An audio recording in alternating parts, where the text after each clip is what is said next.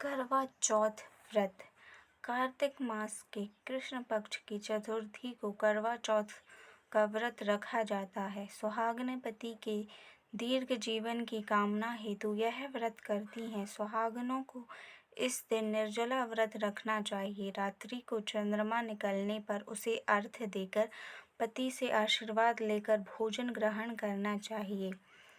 पूजन विधि: करवा चौथ के दिन व्रत रखें और एक पट्टे पर जल से भरा लोटा रखें। मिट्टी के एक करवे में गेहूं और ढक्कन में चीनी व सामर्थ्य अनुसार पैसे रखें। रोली, चावल, गुड़ आदि से गणपति जी की पूजा करें। रोली से करवे पर स्वास्तिक बनाएं और 13 बिंदियां रखें। स्वयं भी बिंदी लगाएं और गेहूं के 13 दाने दाएं हाथ में लेकर कथा सुनें। कथा सुनने के बाद अपनी सासू जी के चरण स्पर्श करें और करवा उन्हें दे दें। पानी का लोटा और गेहूं के दाने अलग रख लें। रात्रि में चंद्रोदय होने पर पानी में गेहूं के दाने डालकर उसे अर्घ्य दें, फिर भोजन करें।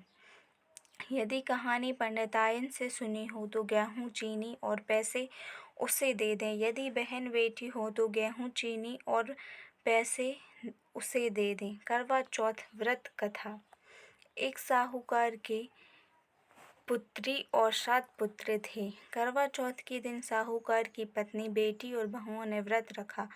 रात्रि को साहूकार के पुत्र भोजन करने लगे तो उन्होंने अपनी बहन से भोजन करने के लिए कहा। बहन बोली, भाई अभी चंद्रमा नहीं निकला है, उसके निकलने पर मैं अर्घ्य देकर भोजन करूंगी।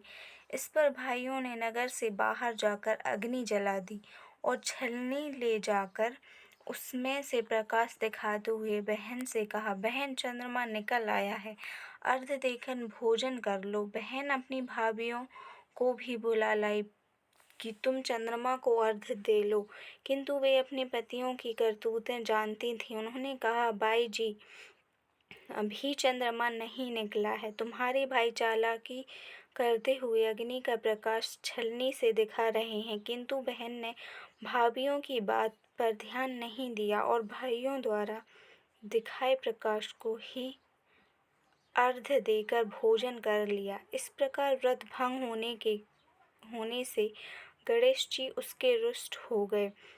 इसके बाद उसका पति सख्त बीमार हो गया और जो कुछ घर में था उसकी बीमारी में लग गया। साहूकार की पुत्री को जब अपने दोष का पता लगा तो वह पश्चाताप से भर उठी। गणेश जी से क्षमा प्रार्थना करने के बाद उसने पुनः विधि विधान से चतुर्थी का व्रत करना आरंभ कर दिया। श्रद्धानुसार सबका आदर सत्कार करते हुए सबसे आशीर्वाद लेने में ही उसने मन को लगा दिया।